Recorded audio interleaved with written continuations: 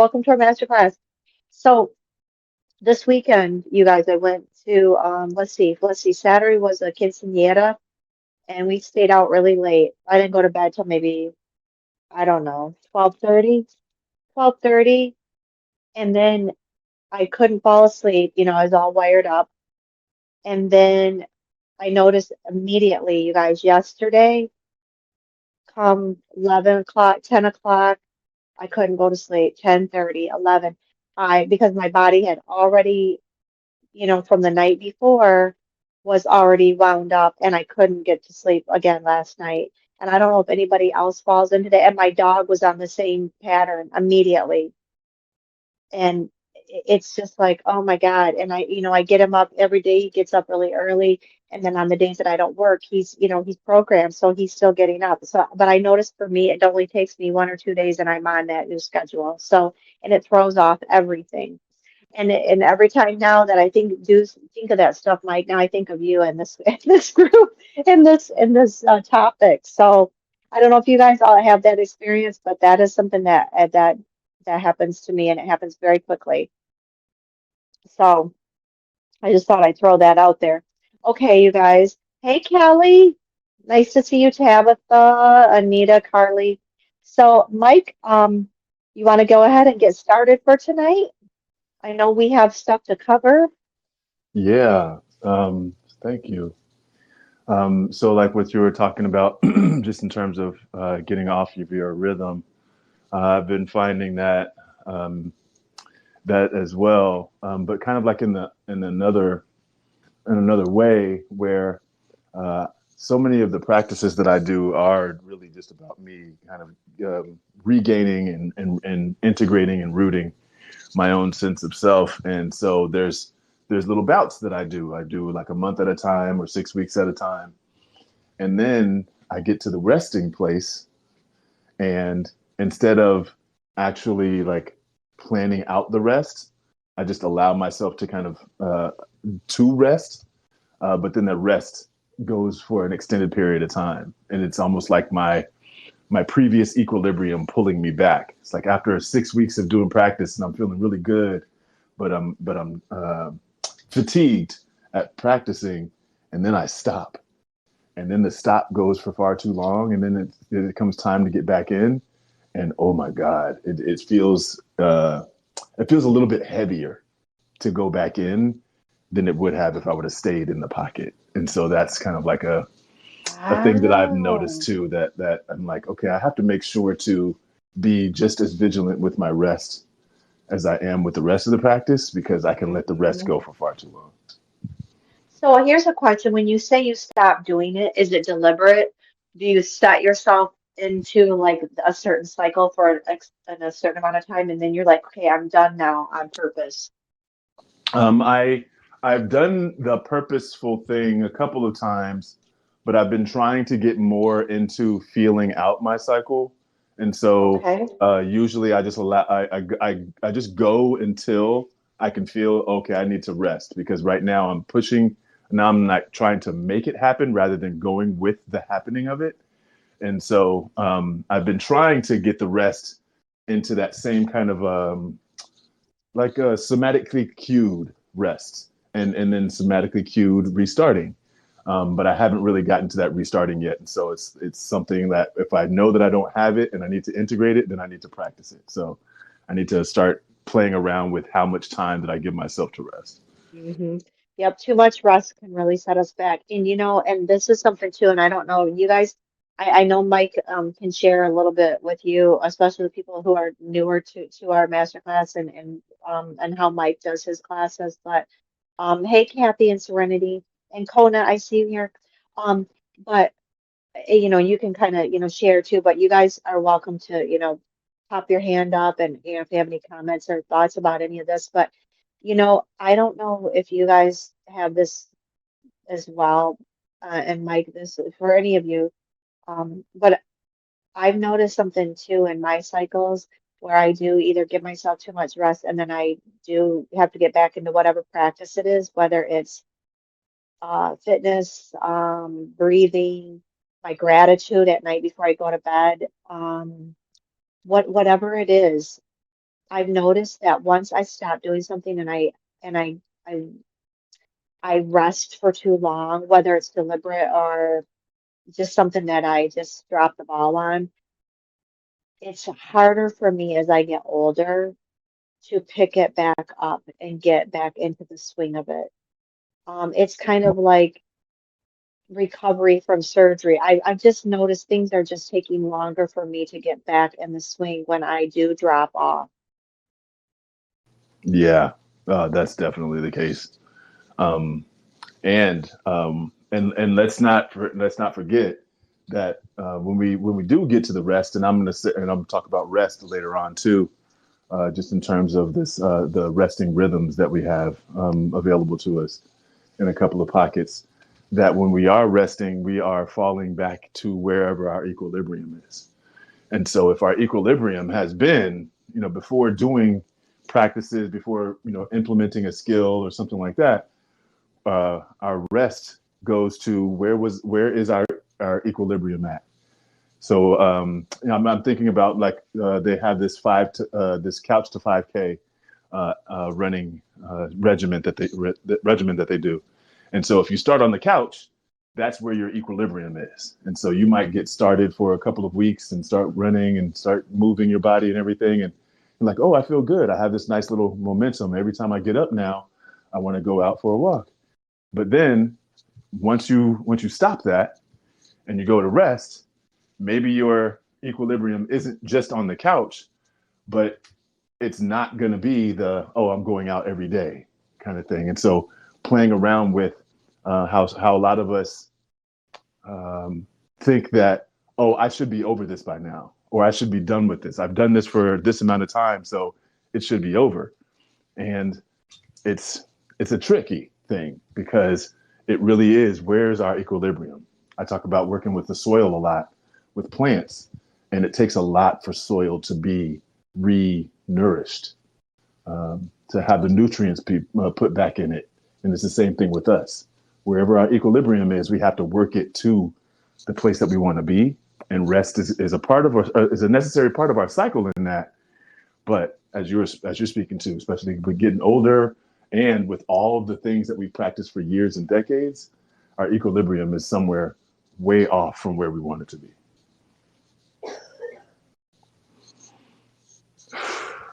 That is so, I totally relate to the couch to 5K.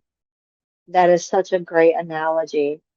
And of course, it's like our body wants to go right back to that rest phase. It's so easy to do. Mm-hmm. It really is. So yeah, that's a really good analogy.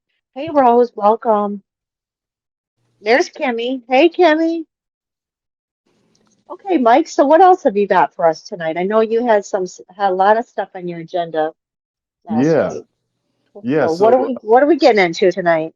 all right, we're gonna get into the rhythm. We're gonna get into like Oh, where we are with our with ourselves seasonally in our relationship, and we're gonna yay.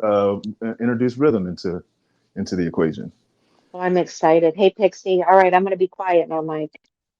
Right. So last week, if you look over in the chat, um, we were just talking about what we repeat during different seasons, and I have these two things that we mainly went over was the association with each one of the seasons: winter, spring, summer, and fall, and what we generally associate with it. There's different things that happen in different climates and different parts of the world, so so they can vary, but in general, these are the different associations that we have for winter, cold and dark; spring, warming and brighter; summer, hot and bright; fall, cooling and darker. And that's I brought it back. I brought those themes, those associations into our bodies with our breath, and using our breath as, okay, we can use our breath cycle as seasonal. And so you breathe in, and it's like spring for you. You're getting that oxygen in, you're getting warmer and brighter. You hold when your lungs are full, and that's summer, hot and bright. All the exchange is happening. Oxygen is coming in, and carbon dioxide and all the other waste that needs to go out is trying to get out. Fall, breathing out. Cooling and darker. Lungs are getting emptied. Everything, all the excess is going out. And then pause at the bottom for winter. Cold and dark. Everything is empty. There's no exchange happening. But at some point, you're going to need air again. And that's when spring happens. Breathe in. And so we'll do that later on. But I wanted to kind of piggyback off of that one and move into heartbeat. I'll put that over there too. So breathing as cycle, and then heartbeat as rest rhythm. So when we feel for our hearts, you can use your fingers on your wrist or on your neck. You can put your hand on your chest, or if you are sensitive enough and you can feel through just even your torso by being still, you can feel for your heartbeat.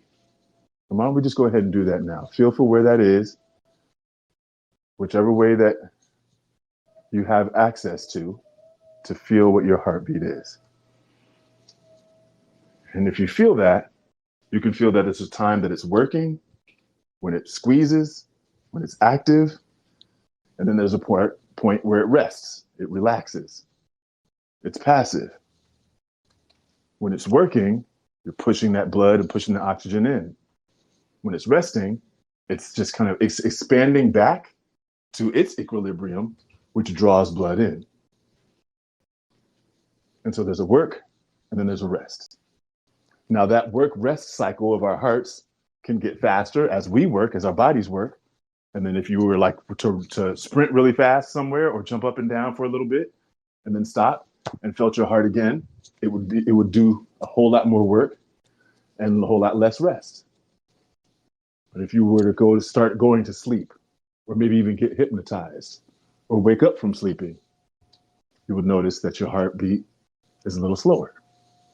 There's more rest, less work. And so feeling into those things, the seasonal breath and the heartbeat rhythm, we have a somatic, sensational access to time. A lot of us have a lot of things in our minds based on time that we've been given, clocks, calendars, etc. But we also have access to a rhythm and cycle, to a time frame that we can now start paying attention to ourselves with. What's the life cycle of this thought that I had? What's the life cycle of this emotion that I'm having? How many heartbeats is that? How many breaths is that? How fast is my breath or heartbeat going? And what does that mean for what I'm actually doing or what's going on with me? We have a lot of access to rhythm and cycle.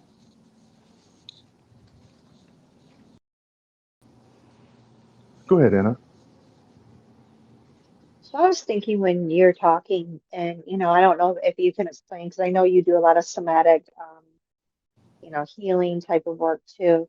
But you know, is there a way? I don't know if there's a way, to really describe this and like practical terms for people, like to use these cycles and use these, obviously getting in touch with ourselves and our awareness to heal our emotions, because obviously we're all part of a support group community, right? And so um and I'm wondering if there's a way to use these cycles to, I don't know if it's possible to speed up the healing, I guess, or Mm-hmm. use it as a way to heal our thoughts, our mind, our trauma. A lot of us in these groups, have trauma or have had trauma, and obviously we're covered, whether it's grief or, different situations in life. I don't know. What are your thoughts about that? Yeah, I wouldn't say that it would be something that would speed up our healing. Okay. What I can say though, is that it can give us a point of reference for ourselves. Mm, One of the way that I usually talk about our breath and our heartbeat is that we can't breathe in the past or future, and our hearts don't beat in the past or future. So the more that we're true. paying attention to and we're attentive to our breath and or our heartbeat, the closer to the present that we actually are. From that present place, then we can start to pay attention to different aspects of ourselves. We can start paying attention to what's happening in our thoughts. As long as we're being with our breath and allowing those thoughts to pass, and I know that in meditation we talk a lot about observing everything, and I'm with that, but I'm more trying to feel what's happening, because a lot of our thoughts have influence on how we feel. We think one way and we start to stir up some emotions or some sensations in a certain direction. We think another way, we have another image that comes to mind, and our bodies react in that way. And so being with our breath and being with our heartbeat in a practiced, regular way will give us a location to be at. So then we can start to notice everything that's happening around that location. If we're not keyed into our breath and our heartbeat, we can go to the past where our thoughts might be taking us, or projecting our past into our future. And then we'll be divided from the present moment.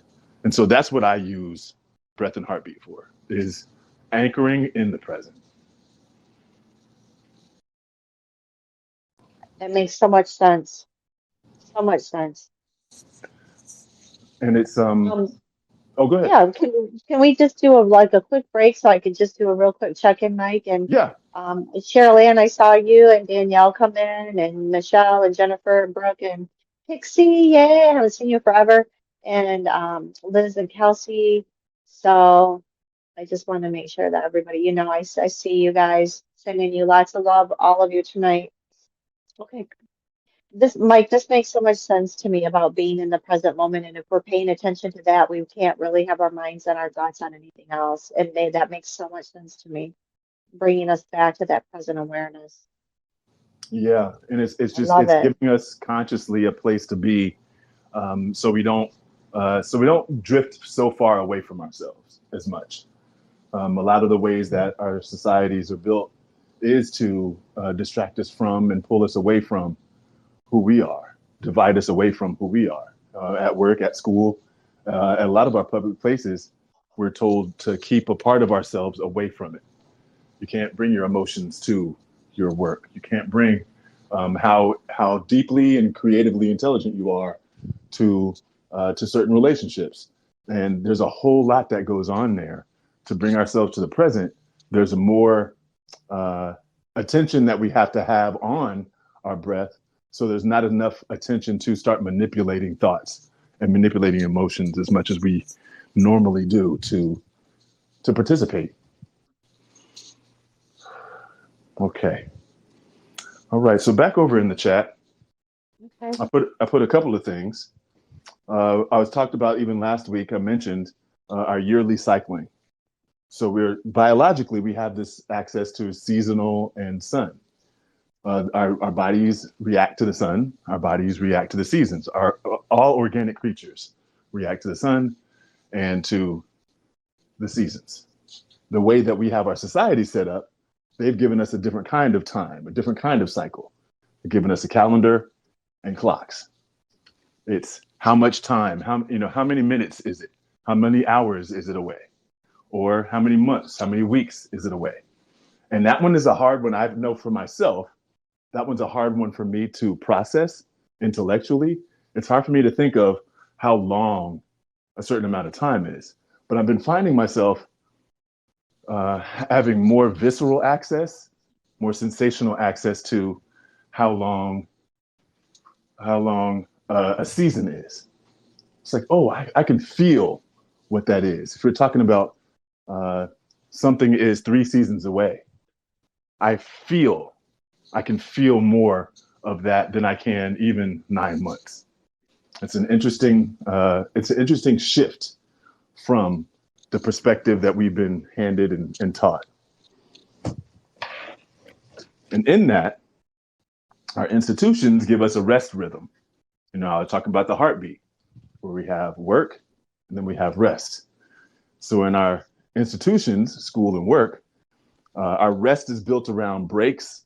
So we have our winter break, our midwinter break, our summer vacation, and then the holidays. and the events that happen. So the Halloween costume party, the Christmas stuff, the Valentine's givings, those things. And then in work, we have weekends and we have holidays. We work during the week, we rest on the weekend. The only time that we rest during the week is if there's a holiday. And that's kind of like the rhythm that they have us follow, this rest and work for something that's outside of ourselves. To bring us back to our own rhythms, that's where I invite us to feel into our heartbeats. What's the work? What's the rest? And how can you institute that in your own life, in your own healing? Whatever it is that you're doing, there must be a rest period. It's not just all go and all progress.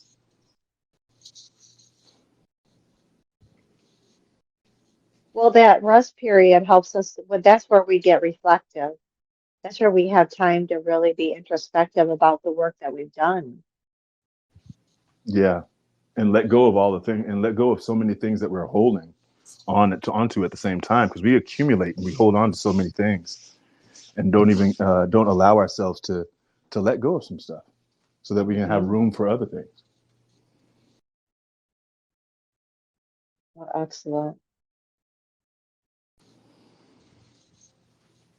So I'm curious, as y'all are looking at these things from the season association from last week to this heartbeat, rest, and rhythm, and the cycle of rest and work, what shows up for y'all?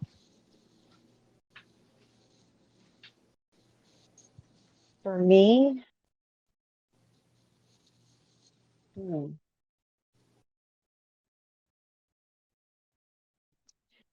this thought, I, this is just more me associating just, like our conversation, but I'm like last week, when we talked about our breath and, like being in winter was the easiest season for me, which was interesting. And then where I'm at, I feel it very much the seasons and like I feel sadness sometimes when we transition, like especially out of the summer. And then I had this thought, and I don't know if we can get into this later tonight, but um like where I'm at in my season, in my age, in my season of where I'm at in my life and what that means. Mm, So that's kind of like all kind of going around in my mind at one time. yeah. And then my heartbeat is slow, steady, happy, but I also have my heart skips beats. So that's a constant thing that I'm aware of too. Hmm. It's interesting that you bring up the age because that was when I was crafting the questions for tonight. That was one of them. I decided not to put that one there because I know that one is one of those that's kind of like a little bit tender for folks to wander Hmm. into. But Hmm. the question Hmm. was like in terms of age, what season would you call Hmm. that? Would you call your age to be? And age is one of those Hmm. things where it's like people say age is nothing but a number. It's nothing but a Relative. mindset and all these other Hmm. things. And at the same time, we all kind of have a general sense of, oh, what the lifespan of a human is and where their spring, summer, fall, and winter are. Hmm. And so in that aspect, where would you place yourself uh, seasonally in terms of just Um, age? I think late summer. Mm, If I have a if my lifespan is on the same trajectory as my relatives and my genes, I would they have a very long lifespan, so I would say I'm still in my summer phase. But I can feel it though. It's late summer for me. right, you can feel the fall coming. Yes, yeah. And I Yeah. feel like I'm starting to need to, like, time is of the essence. I don't want to waste time. Like my dad used to say when he'd get really impatient, we'd stand in line at Walmart or something, he'd get really irritable. And he'd say, Annie, you don't understand. Like when you get old, you don't have time for this crap to stand in line and being, wasting time doing these types of things because you want to spend all your time doing meaningful things and not this. or being distracted or being around people that, it's a waste of time or your energy or, they don't care or, because you're trying to absorb it. So I'm Hmm. starting to feel that. I'm starting to lean into that. And it's challenging because it brings up mortality and it brings up a lot of Hmm. emotions or time that I've already wasted that I don't want to sit back and think about and, like waste time on that because you can't get it back. Now, what Right. if I would have, so I mean I am where I'm at in my life for the decisions that I've made. So um and it's a good place. I mean it's a good place. Yeah. But it's very something I'm becoming more and more acutely aware of. I so very appreciate you mentioning, that mortality coming up for you. And it is difficult to move, to intellectually move or cognitively move with your physical season. It's like, okay, Mm-hmm. I can feel fall coming, but I want to stay in the summer.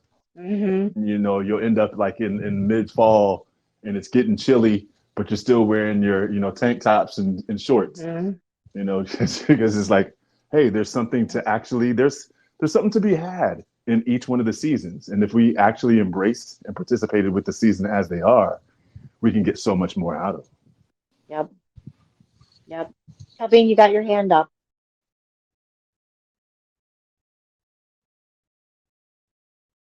Go ahead, Colleen.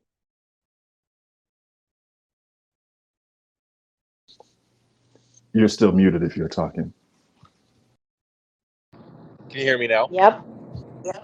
Oh, gotcha. I was saying I was gonna share from some of the questions in the chat. Um, Yeah, sure. oh, great, and nice to see you also, Mike. Um, in terms of I feel like it's an interesting way for me to kind of think through like what's going on in my life in terms of seasons and the rhythm. Because I've noticed for the most part, like I've just kind of been in it. Um, Feeling the anxiety that it causes, and then feeling the sense of relief, and then worry again. It's like it's just been back and forth with me. Right. So what I'm navigating right now is a career transition, um, and I've realized I'm kind of unwinding a lot. But I realized like I've identified a lot with like I've kind of paired together my vocation and my work with like who I am in a lot of ways, and I'm starting to kind of unwind like how because there's been a constant over the several years I've been in work. There's been a constant oversharing, like oversharing and like bringing my personal life to work, and that's been a constant theme. And it's like I'm starting to unwind why that is, and it's bringing with it some grief, like feeling like a lot of feelings. It will be sadness and it will be anxiety about the transition, and then it will be some self-deprecating thoughts about, well, why did I do that? Why did I have such turbulent work relationships and cause so much havoc in the environment? And there's just many different spaces I'm in with it. It does bring me some like a sense of calm to kind of think of it in a season, in terms of a season, because when I think season, it's like, well, a season is temporary. um so knowing it's each like space I'm in is temporary helps me not dwell in it as much. um but just because I am in so many different spaces, and this is like it's such a pivotal moment of my life, I'm very uncertain, and there isn't like a defined structure here. So Right. yeah, I've been lingering on that quite a bit. Yeah. And you were talking about the seasons being temporary, and I really like that framing around it. How are you doing with untangling yourself from your identification with work? um I would say it's a work in progress. There's some days where it's like guilt free. I'm just present with people in my life, and like friends and family. And then I would say most days though, it will take over my evenings, and I'll be dwelling on it to the point where I get quite anxious about it. What's the most difficult part of taking yourself out of that identity? My work has always dealt with people. Like, I've been in human services since I started working at 18. Like, as a caregiver, like doing something to help people, and so their lives have become really real for me, and the challenges that they're dealing with have become really real for me. Um, and I'm in a situation now where I'm in a position where, as a you know in a mid-level role, where there's literally too many people, too many cases, and so not enough me to help everyone. And because of that, like, I'm ending my business day knowing that someone is unemployed, someone's worrying about paying their rent later, or someone is not confident in themselves. And I think that's the hardest part, like separating their lives from my tracker, or like my case notes, just my numbers. Um, I feel like, to some degree, I take their lives home with me. Yeah, and your own rhythm and your own even emotional regulation is based on their stories and what you might imagine them going through, leaving you without something complete for them. Hmm. Yeah, that's a good point. Like, my rhythm, yeah, in that sense, it's like it's going to, like, I feel depleted. Yeah, Yeah, yeah. It's hard to live a whole bunch of other people's lives, right? yeah, it is. Mm. Thank you, Calvin. Thanks, Mike. Yeah, and really being able to um, tap into that seasonal wisdom, and I'll direct you and everybody else over to the chat to those seasonal themes: spring, summer, fall, winter. I had the colder and darker and that sort. But these themes for spring, when it comes to the trajectory of a relationship, the trajectory of our lives, when you're really paying attention, there's some themes that show up for these different seasons. For spring, we emerge and explore. If you think about the beginning of a relationship, you're coming into that relationship and you're exploring what's there. In summer, gather and gamble. I was really thinking a lot about, like, from teenagehood over to like 20s and 30s, where we're gathering together to go on adventures. We're gonna risk a whole bunch of shit. We're gonna go outside of our comfort zone. That gather and gamble. In fall, we harvest and harness. When you think about the trees and you think about different plants that shed certain things, that harvesting. That, okay, we've grown this, we've gotten this. Now we're gonna let it go. Those leaves that fall, they're not just they're not lost. They're actually becoming food that nourishes the soil that the plant actually grows in. And so that's the harvest part. And the harness is just harnessing the energy. I don't need to use this energy to make leaves.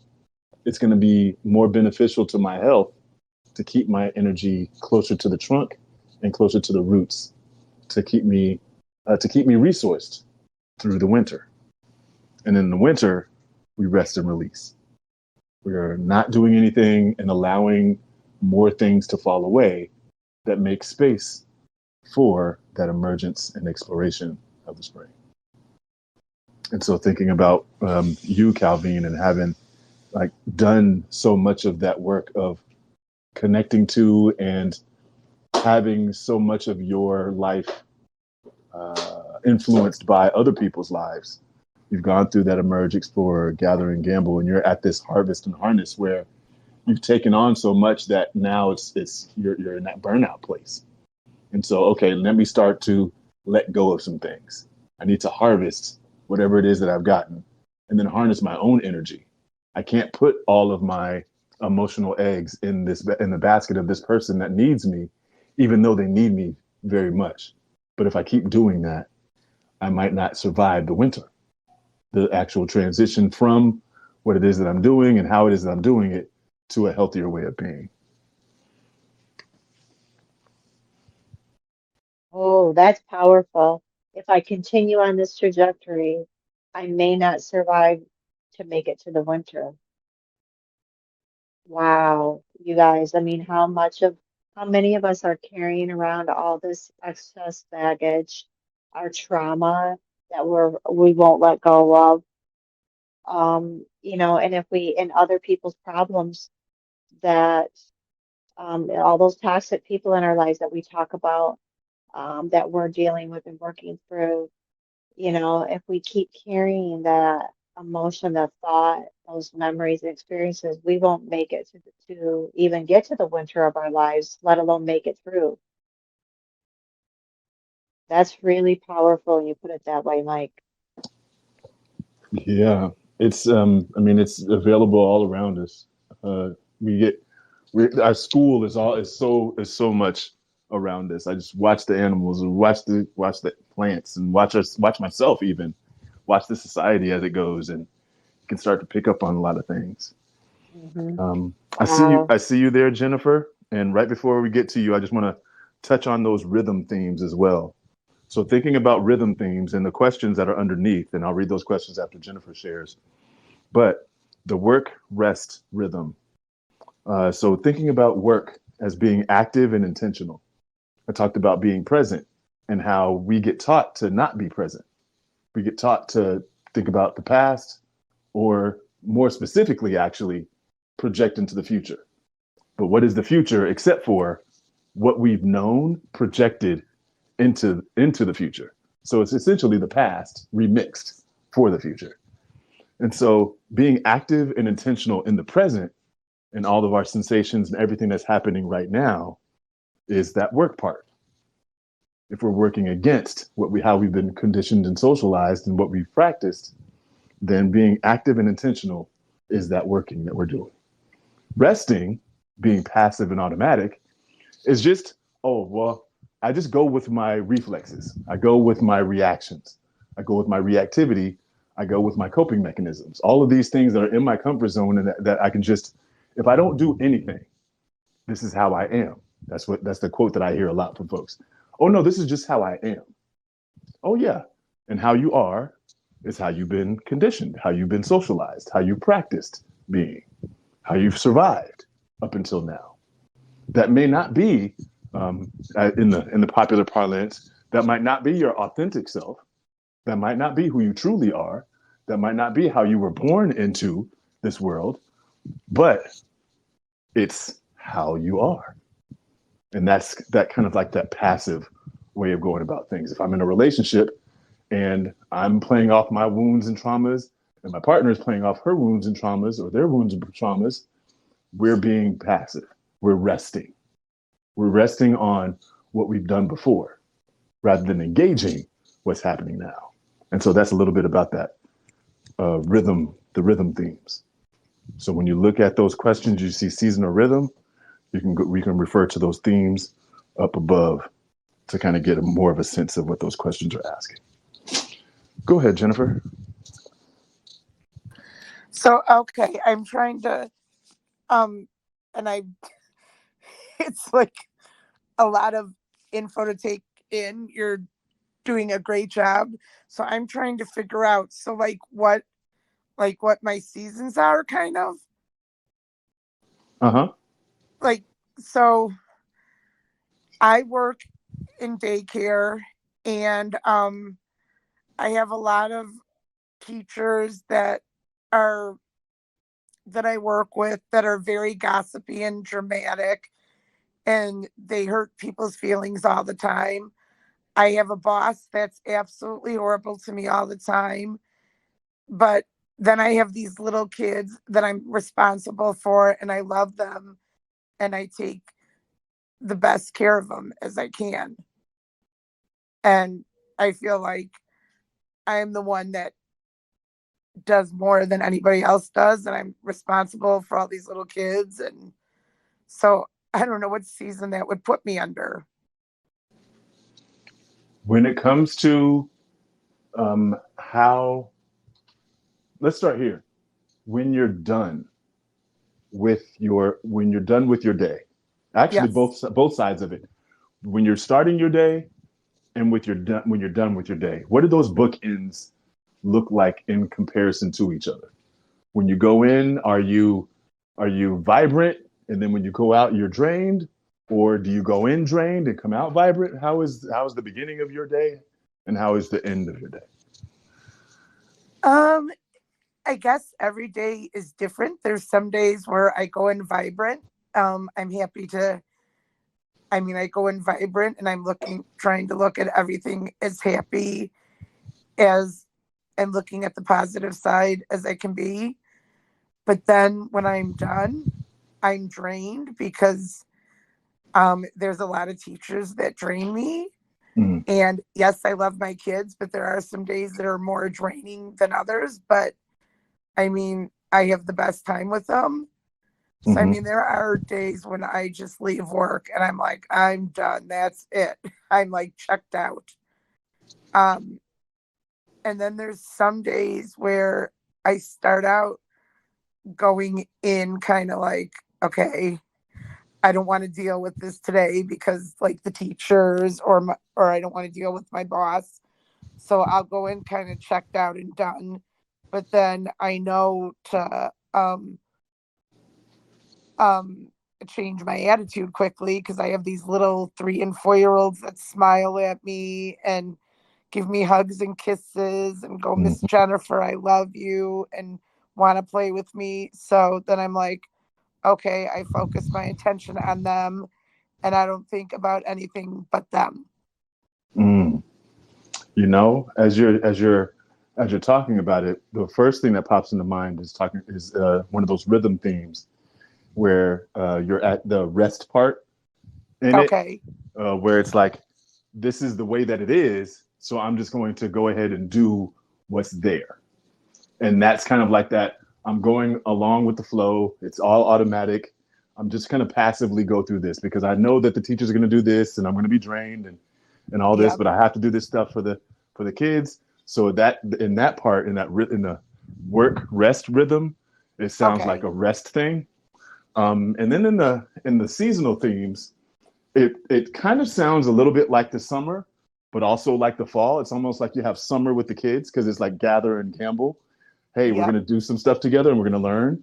But with the teachers, it's more of that harvest and harness place where you're just conserving your energy and not putting it toward shifting any of the dynamics that's happening with the teachers. And so Okay. there's like this kind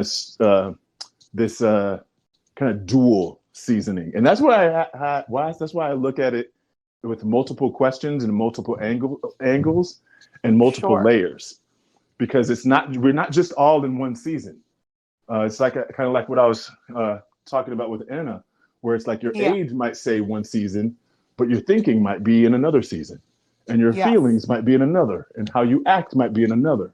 And so that's why it's like, to be able to pay attention to each one of the different aspects of what it is that you're doing can help Yep. you kind of zone in on what season am I in, and what does that mean for me? Does that mean that I need to shift something? Does that mean that I can shift something, or what else can happen here? Yeah. And like, and then with like right now, like my with what's going on with my life, I feel like, so I'm in the hospital. I've been in the hospital since Friday with a lot of different health issues, and I'm a type 1 diabetic. My blood sugar shot up to 772. Um, and so there's just a lot going on. And then also, I feel like just a lot of stuff, like my depression and anxiety is getting kind of a little bit more in a darker place than normal than I want it. Mm, So I feel like that would probably be more like the winter. right. And it's like a fall to winter, Yes. because it's like you're you're physically asking for rest, Yes. while at the same time pushing yourself to endure the ailments that you have and the work that you have. Yes. And so there's that's where we end up getting in that conundrum where it's like, well, I need to work to make money to survive in the society, but Yep. everything that I'm dealing with is demanding that I Yes. rest. So how do I get that? How do I do that? How do I rest even though I have to work? Yes. It's thank you. You're making it all much, you're putting things in perspective to me now. Thank you. Yeah, I'm glad. I'm glad. And that's what this is all about. It's all about us being able to get a perspective so that we can make choices that are healthier for us. So much of Yes. what our orientation has been hasn't put ourselves into the equation. And so that's all I'm hoping is to put ourselves back into the equation so that we can make healthier choices. Well, thank you. Thank you, Jennifer. Jennifer, we're sending you love and healing, light, and positivity, prayers, whatever, however you want to receive that. I know we're all sending you all of that for you, Oh, thank you, so you can Anna. feel better, not just physically and physiologically, but emotionally. So we're just all of us are sending our love to you tonight, so you can Thank get you. out of the hospital and get back to being you, Thank your you. authentic self. You guys are so wonderful. I just love coming to circles. You guys are all family to me, just so you know. I'm very, We are. We're your circles family and we're your emotional workout partners. You you know, this are, is you your are. emotional gym and we are your emotional workout partners, you guys. And that's what we're here for. We're here to spot you. And we're here to lift you up and and to help you and sending all of that love to you. Well, Um, thank you. really, yeah, you're so welcome. You got this, girl. You've got this. Okay. Really quick. Um, Thank you, Kelly. And all of our Kellys are in the house tonight, all three of them. I got the privilege of having all three of them last night too. And Leah and Carrie and Spam and Michelle and Liz and Pixie's here and Brooke is back. So you guys, I just wanted to let you know that we see you. And go ahead, Mike. We got about 10 minutes left, you guys. So I know Mike had some other things that you want to touch on too, but this is just really, enlightening and kind of it does put us in perspective, I think, Mike, for, how do we want to spend our time? How do we want to spend our seasons? Who do we want to spend our seasons with? Mm-hmm. Making everything count. Um, Yeah. And how can we yeah, align? How can we align with the season? yes. As a reminder to everyone, we still have 3 to 4 weeks of winter left.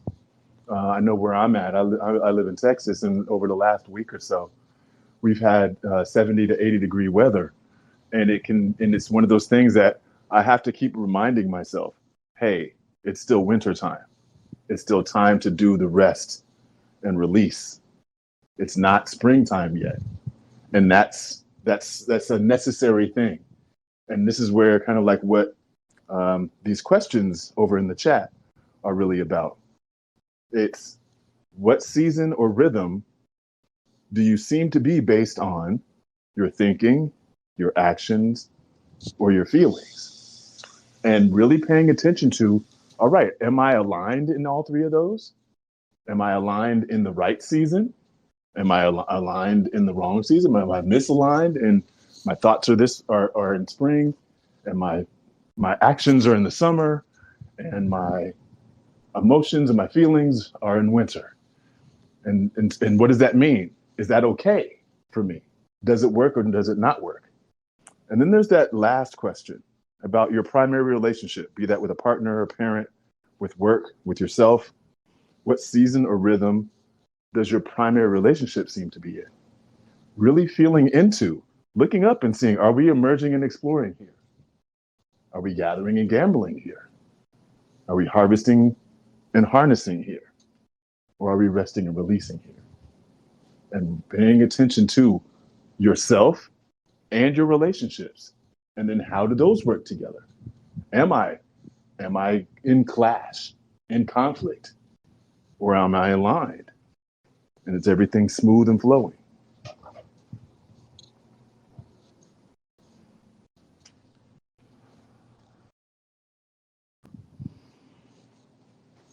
When I was feeling into these, especially going into the primary relationship, when I first got into this relationship with my partner that I have now, I was very much in the rest part of my rhythm, where I thought that I was done, quote unquote, done healing. You know, I I let go of a lot of stuff. I changed up a lot of the ways that I was living when I was in Washington, and so I thought I was done. But I got confronted a whole hell of a lot with, oh no, there's still things that are in my that my equilibrium is at that's very frictional to what it is that I say that I want in my relationship. I say I want one thing, but I'm doing something in a complete different direction. And that was just kind of me being passive and thinking, oh, I can just be me and everything's cool. It's like, nah, I got to work at getting more of me back. I have to put the work in to get my equilibrium to change. And so, really, that one really hit me hard when I came across it. And now I'm in that work part. And instead of being a a winter place in my relationship, I've refound the spring. We're both now in this emerging and exploring because there's just like kind of a new way of being introduced into how we interact and play together. And that's just kind of like one way to feel into these questions and sort through, how am I working with or against myself? How am I working with or against my primary relationship? Is this working for me? Is this healthy?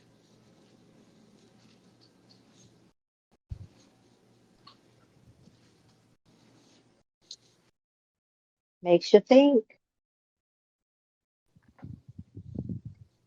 I don't think we're ever really done healing, Mike. So very, very. I'm finding that to be truer and truer. I also, though, um, I also do believe kind of like the same way that we can be wounded and a wound can heal. I feel like that healing can be complete, but that doesn't mean that growing is. That doesn't mean that Mm. living Oh, is. that's a great way. And that's the part where it's like I can get healed, but that doesn't mean that I have to stop living. And that's the That's part that I true. feel like that we can get tripped up on, is that, oh, I'm done healing, so let me go ahead and go back to the actions that got me Oh, wounded in the first place. right. I liked how you put that. We can be done healing, but don't stop growing. Healing doesn't equate to a stunted growth. Because if we do stop growing, once we're healed, we can revert back to our toxicity. Yeah. Mm. Hmm.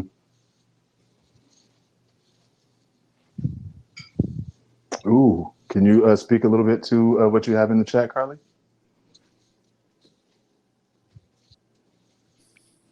I was going Um, to ask that question, Carly. oh, go for it, Anna. No, no, no, no. I was thinking about it on my mind, and I was like, oh, I'll wait. So no, you do it. It's a great question.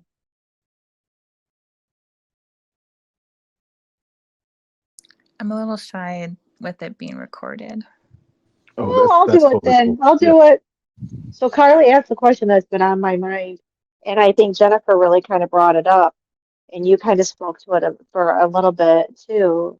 Like, can we be in more than one season simultaneously? Oh yeah. Yeah, I did speak to it. It can be. I mean, we are in a whole ecosystem. Our being is an ecosystem. We have a mental, we have a physical, we have an emotional, we have a relational self, we have a spiritual self. We have all of these different parts. We have a dreaming self, we have a child self, we have all of these collections of entities and identities that live in us, and all have their own rhythms, all have their own languages, all can be in their own seasons. And that's one of the key reasons why I break up questions the way that I do, not just these in this room, but in other rooms. It's because there's so many different layers. so many different dimensions and so many different angles that we can take in seeing ourselves and feeling ourselves and the different aspects of our whole ecosystem, that they're all kind of play together. And so there might be a time where I'm mentally resting but physically active. I can be emotionally spring and physically summer. So yes, and that's where really paying attention to what you're actually feeling in the present, being with your breath, being with your heartbeat, and noticing, okay, here I'm wandering around mentally. If I'm looking around mentally, what's the season? What's the rhythm? What's the cycle? Mm, And so forth. that is beautiful. You guys, we have to leave it there tonight. This has been really just, I don't know, really insightful, Mike, very reflective, very deep. This is what I love about you. Um, you're so deep. You go there, you go to those places. You guys, I want to thank all of you for coming tonight. I'm sending you guys lots of love and healing and light and positivity. Um, and Mike, I just want to thank you so much for your time. I know you were really tired tonight. You just really brought it. And thank you for the last 2 weeks. I hope that you sign on and do some more classes this spring with us because we would love to have you back in our master class. Um, so I just want to thank everybody tonight. Go get some sleep. Mike has several rooms that he's doing. Oh, you're so welcome, Carly. Hey, Miss Danielle. Thank you And guys, Anna and you're Mike. so welcome. Oh my God, no worries. This is Yeah. what we love to do, you guys. We are here. Mike has several groups that he's doing. There's trauma group tomorrow for those of you who come to trauma group. So I'm giving you big hugs, you guys. I hope you get some rest. I'm sending you peace for your night tonight, okay? Mike, thank you. You're amazing. Thank you, Anna. I appreciate you. And thank you, everybody, for Oh, being here and taking all this thank you, in. guys. Yes, Sink more into this winter as it's about to end. yes. Here you guys go. We're going into the spring. Get ready for the ride. Good night, you guys. Bye bye. Bye.